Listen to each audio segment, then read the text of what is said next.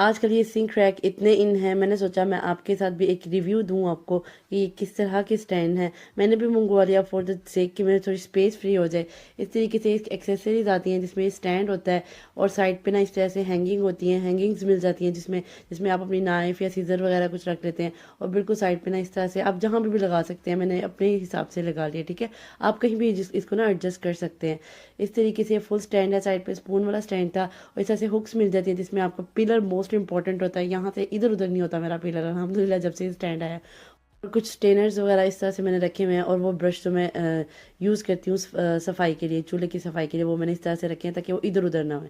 इतना perfect stand है ना ये। अगर आप इसको लेना चाहते हैं तो मस्त लें। एक तो दूसरे स्टैंड होते हैं वो तो स्पेस भी ले लेते हैं, और ये है कि इसको इसमें स्पेस की भी जरूरत नहीं, डायरेक्ट ऊपर आपके लग जाता है और पानी जो होता है ना वो डायरेक्ट आपके सिंक में जाता है।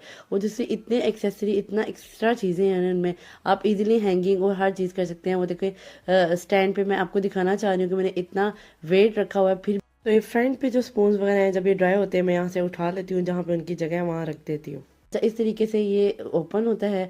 मैं इसको जब बर्तन धोती हूँ मेरी आदत है मैं इसको बंद कर देती हूँ। किसी भी कीड़े मकोड़ों से भी आप इसको महफूज कर सकते हैं, जैसे कोई लेजर्स। अक्सर मैंने देखा है, सच में खुद मैंने अपनी आंखों से देखा है, गर्मियों में इससे ही होता है कि बर्तनों पे चढ़ी होती हैं, तो इस चीज़ से भी अल्हम्दुलिल्लाह ये महफूज है।